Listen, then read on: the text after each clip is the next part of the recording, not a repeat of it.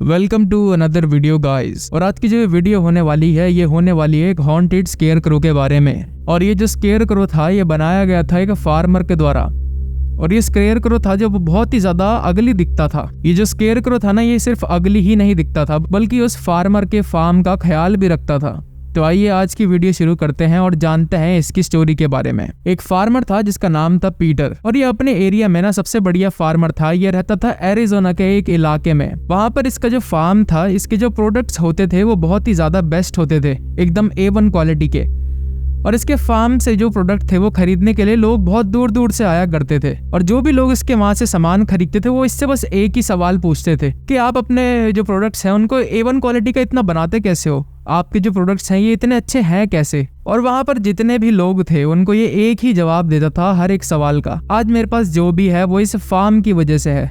और ये जो फार्म है ना ये इस स्केयरक्रो की वजह से है मेरे पास, क्योंकि ये मेरे फार्म की देखरेख करता है। लोग इसको हालांकि एक मजाक समझते थे लेकिन ये तो सच ही बोल रहा था। ये बहुत ही ज्यादा अजीब बात लगी होगी आपको ना कि एक स्केयरक्रो फार्म के बढ़िया प्रोडक्ट्स कैसे बना सकता है या फिर कैसे मदद कर सकता है उसके बढ़िया प्रोडक्ट्स बनाने में। इस फार्मर का कहना था कि जो ये स्केयरक्रो है ये मेरे जो फार्म है उसमें जो भी क्रॉप्स लगते हैं, फ्रूट्स या वेजिटेबल, उनको रोडेंट से, क्रोस से यानी कि कौओं से और क्रिटर्स से बचाता है। यानी कि छोटे मोटे जो कीड़े फसल में पड़ जाते हैं ना उनसे बचाता है। ये जो स्केयरक्रो था ना इसको फार्मर ने अपने हाथों से बनाया था। और ये जो स्केयरक्रो था इसको डरावना बनाने के लिए फार्मर ने काफी ज्यादा महीने बिता दिए थे ताकि इस स्केयरक्रो को बहुत ही ज्यादा प्रिसाइजली एकदम सटीक तरीके से इसको डरावना बना सके। और वो स्केयरक्रो को ना बहुत ज्यादा डेडिकेशन के साथ बना रहा था।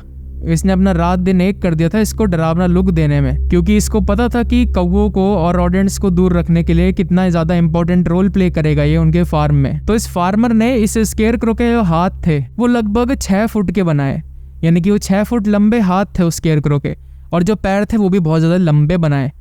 और ये ऐसा लगता था ना कि एक लंबा सा पेड़ हो जिसमें कि एक भी पत्ती नहीं हो। पर जो सबसे ज्यादा डरावनी चीज थी ना स्केयरक्रो की वो था इसका हेड। और जो इसका हेड था वो फार्मर ने अपने हाथों से कार्व किया था एक बड़े से पंपकिन पर। उसने अनगिनत रातें बिता दी थी इसको बहुत ज्यादा डरावना बनाने के लिए, जब तक ये परफेक्ट नहीं हो गया था। जो स्केयरक्रो का हेड था वो इतना ज्यादा हॉरर और क्रीपी दिखता था कि फार्मर खुद कभी कभी उसे कार्व करता हुआ डर जाता था। अब इस चीज का अंदाजा लगाते हुए आप समझ ही पाओगे कि वो कितना ज्यादा डरावना लगता था। अब जो बूढ़े आदमी का फार्म था ना उस फार्मर का, उसके बगल में ही ना एक और फार्म था जिसके ओनर थे 2 भाई जो कि अभी यंग ही थे और उनका नाम था जॉश और हेरल्ड। ये दोनों ना काफी ज्यादा बदमाश किस्म के आदमी थे। ये लोग उसको देखकर हमेशा ही जलते रहते थे कि कैसे ये बहुत ज्यादा सक्सेस कर रहा है और हम लोग ऐसे ही, हमारा जो फार्म बिजनेस है वो डूबता ही जा रहा है। ये दोनों बहुत ही ज्यादा लेजी हुआ करते थे और इसी की वजह से इनके जो प्रोडक्ट्स थे वो दिन भर सड़ते रहते थे और ज्यादा अच्छे नहीं होते थे उसके तुलना में। और ये हमेशा ही ना उस फार्मर के खिलाफ षड्यंत्र रचते रहते थे कि कैसे हम उसका बिजनेस टेक डाउन करें और हमें प्रॉफिट हो ताकि हम पैसे कमा सकें और ज्यादा। एक तरीके से अच्छे लोग नहीं थे बिल्कुल भी। अब एक रात की बात है जब ये दोनों भाई ना प्लान बनाते हैं कि एक रात को ये उस फार्मर के खेत के अंदर जाएंगे और ये अपने प्लान को अंजाम भी देते हैं। ये रात के 2 बजे के आसपास वहां पर अंदर जाते हैं। अब वहां से ना ये करते क्या है, उस स्केयरक्रो को नीचे उतार लेते हैं जहां पर ये होता है और इसको अपने घर ले जाते हैं अपने साथ। जलन देख रहे हो आप इन लोगों की कि कितना ज्यादा जलते हैं ये उस फार्मर से। मतलब कि खुद तो कुछ करना नहीं है लेकिन जो आदमी कर रहा है उसे भी ना करने दो कुछ। अभी जो स्केयरक्रो था ना फार्मर का, ये उसको अपने एक घर के क्लोजेट में रख देते हैं अंदर ताकि कोई भी इसे ढूंढ ना पाए, ना ही फार्मर कल को गलती से भी वहां अंदर आ जाए तो इसे ढूंढ ना पाए। और अब अगले दिन की बात है जब सुबह होती है तो बूढ़ा फार्मर बाहर आता है और वो अंगड़ाई ले रहा होता है। बाहर आकर देखता है कि मेरा खेत कैसा है, चलो कुछ काम किया जाए यहाँ पर खेत में। तो वो देखता है कि उसका जो स्केयरक्रो था वहां से गायब हो चुका था। वो सारी जगह अपने स्केयरक्रो को ढूंढता है लेकिन उसे स्केयरक्रो कहीं भी नहीं मिलता।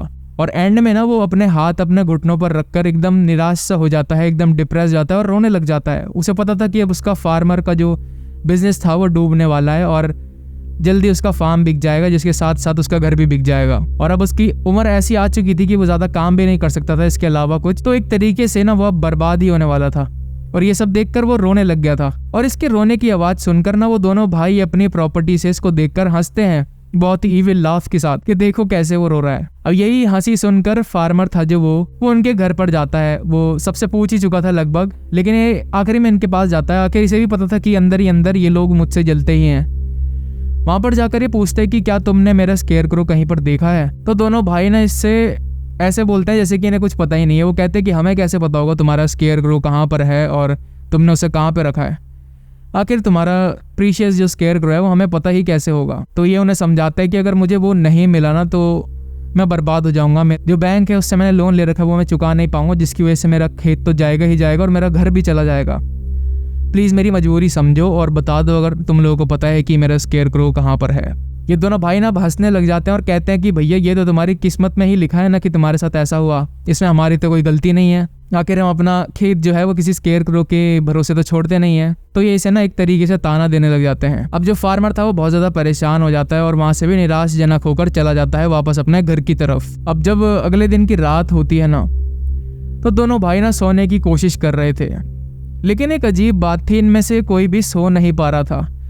वो जो स्केयर क्रो का डरावना चेहरा था वो इनके दिमाग में ना घूमे जा रहा था बार बार, वो इनको हॉन्ट कर रहा था इनके सपनों में भी। तो ये दोनों भाई ढंग से सो नहीं पा रहे थे, कभी एक करवट बदल रहे थे तो कभी दूसरी करवट। अब ये दोनों उसको याद कर कर सो नहीं पा रहे थे और दोनों के ही मन में उस स्केयर क्रो का चेहरा आ रहा था। अब ये दोनों भाई जैसे बहुत ज्यादा बदमाश समझते थे अपने आप को, तो करते क्या है, ये दोनों एक बेड उठाते हैं जिसमें इन लोगों ने ना कीले गाड़ रखी थी, वो उठाते हैं और उस क्लोजेट से उस स्केयर क्रो को बाहर निकालते हैं और अपने बैट से ना स्केयर क्रो के सर को क्रश कर देते हैं। मतलब बहुत तेज तेज मारते हैं और उसको एकदम क्रश कर देते हैं, एकदम खत्म कर देते हैं स्केयर क्रो को। और जितना भी वो गंद मचा था वहां पर, तो हेरोल्ड कहता है, जो बड़ा भाई था, वो कहता है कि इसको साफ करो यहाँ से, नहीं तो अगले दिन कहीं वो टपक जाए यहाँ पर मेयर के साथ, कहीं हम बाद में दोषी ना पाए जाए इस चीज के, इसलिए इसे साफ करो। अब ये दोनों उसके सर को साफ कर ना जितने भी टुकड़े बचे थे उस पंपकिन के, उसे एक कचरे के थैले में इकट्ठा करते हैं और बाहर फेंक आते हैं। अब आधी रात के लगभग 3:30 बज रहे थे। दोनों भाई अब बहुत ज्यादा गहरी नींद में सो रहे थे, क्योंकि काफी ज्यादा इन्होंने वैसे भी खेत में कल काम किया था वहां पर जाके, और आज भी जो तोड़ा है इन्होंने पंपकिन को, काफी ज्यादा मेहनत वाला काम था वो। तब होता क्या है, ये दोनों ना गहरी नींद में सो रहे थे, अचानक ही इनको ऐसी आवाज आती जैसे इनके गेट पर कोई कुछ खटखटा रहा हो। एक भाई की नींद तुरंत ही टूट जाती है, वो कहता है कि भैया जाओ देखो कोई कुत्ता तो नहीं है कहीं, इसको मार के आओ, यहाँ से पत्थर वत्थर मारो, भगाओ इस कुत्ते को यहाँ से। हम दोनों को इनका नेचर पहले से पता है कि कितने ज्यादा बेकार लोग थे ये लोग, इसीलिए वो दूसरा भाई जाता है और एक मतलब खोल के देखता है गेट को, तो वहां पर कोई होता नहीं है। वो आकर वापस लेट जाता है, उसे लगता है कि कुत्ता या कोई रकून डॉग होगा वहां पर। अब अचानक ना थोड़ी देर बाद गेट इतनी तेज फूट कर खुलता है जैसे कि वहां पर कोई बॉम्ब विस्फोट हुआ हो। ये दोनों भाई ना एकदम से उठ जाते हैं, इनकी हार्ट बीट इतनी रेज हो जाती है कि कोई हिसाब ही नहीं था, वो इतनी तेज आवाज थी। होता क्या है, ये देखते हैं कि दरवाजे से ना एक लंबा 6 फुट का हाथ आता है इनकी तरफ और जॉश की ना टांग पकड़ लेता है वो। ये सब देखकर इन्हें अपनी आंखों पर विश्वास नहीं हो रहा था, क्योंकि ये एक तरीके से नास्तिक लोग थे, ना ही ये भगवान में मानते थे ना ही शैतान में। ये देखकर इतना ज्यादा डर जाते हैं कि जो बड़ा भाई होता है ना वो तुरंत ही पलंग से उठता है और एकदम खिड़की की तरफ दूर हो जाता है। छोटा भाई इतनी तेज तेज चिल्ला रहा था बचाने के लिए कि मुझे बचाओ बचाओ, ये क्या चीज है, लेकिन दोनों भाई अपने दिमाग में इस चीज को प्रोसेस ही नहीं कर पा रहे थे कि है क्या चीज। इसके बाद जो हाथ था ना वो उसके साथ एक और हाथ आता है और 2 पैर भी अंदर आते हैं, और वो दोनों भाई यह देखते हैं कि ये तो वही स्केयर क्रो है जिसका सर अभी थोड़े ही देर पहले हमने बैट से कुचल दिया था। अब ना जो छोटा भाई था वो भीख मांग रहा था अपने बड़े भाई से कि मुझे बचाओ, कुछ तो करो, नहीं तो ये मुझे मार देगा। लेकिन जो बड़ा भाई था वो इतना डरपोक था और इतना ज्यादा मतलब बेकार आदमी था कि वो अपने छोटे भाई को छोड़कर जैसे तैसे कर दरवाजे से नीचे निकल गया। इधर उधर टकराता हुआ दीवारों में वो अपने घर से बाहर निकल गया, और बाहर ना एकदम चांदनी रात थी, चांद की रोशनी पूरे सड़क पर पड़ रही थी, और वहां पर मतलब गांव में जैसे सब कुछ सन्नाटा ही रहता है, आपने बाहर देखा ही होगा, फॉग भी लग रखा था रोड पर। अब ना इतना तो तय था कि वहां से जो बड़ा भाई था वो निकल चुका था और छोटा भाई स्केयर क्रो के साथ था और उसका अंजाम उसे नहीं पता था। बड़ा भाई इतनी तेज भागता है कि इसे होश ही नहीं रहता कि कब इसकी सांसें चलना बंद हो जाती हैं। मतलब बहुत ज्यादा हांफता है ये, तो इसकी सांसें ना स्किप हो रही थी। ये इतनी तेज भाग रहा था, इसे कुछ होश ही नहीं था, इतना डर चुका था ये। लेकिन जब ये भाग रहा था ये इतनी अजीब सी चीज देखता है कि जो बूढ़ा आदमी था ना जिसका स्केयर क्रो चोरी हुआ था, वो अपने घर के बाहर चौखट पर बैठा हुआ था और इसे देखकर ना एक अजीब सी स्माइल पास करता है, जैसे कि उसे सब पता हो कि इनके साथ क्या हो रहा है और इसके पीछे शायद उस बूढ़े आदमी का ही हाथ हो। वो एक बहुत ही क्रीपी स्माइल देता है इसको और इसे देखते हुए हंस रहा था वो। अब ये भाई साहब जब पीछे देखते हैं ना पलट कर, तो इनको तुरंत ही हार्ट अटैक आ जाता है। अब ऐसी क्या चीज हुई थी कि इनको देख के ही हार्ट अटैक आ गया, वो तो ये बात थी कि जब ये पीछे देखते हैं ना तो ये पाते हैं कि जो स्केयर क्रो था वो इनके पीछे दौड़ लगा रहा था और लगभग इन्हें पकड़ने ही वाला था। लेकिन इस स्केयर क्रो में ना एक बहुत ही बड़ा बदलाव नजर आ रहा था इन्हें। क्या आप गैस कर सकते हो क्या बदलाव था? अगर आपने गैस कर लिया तो कमेंट में जरूर बताएं।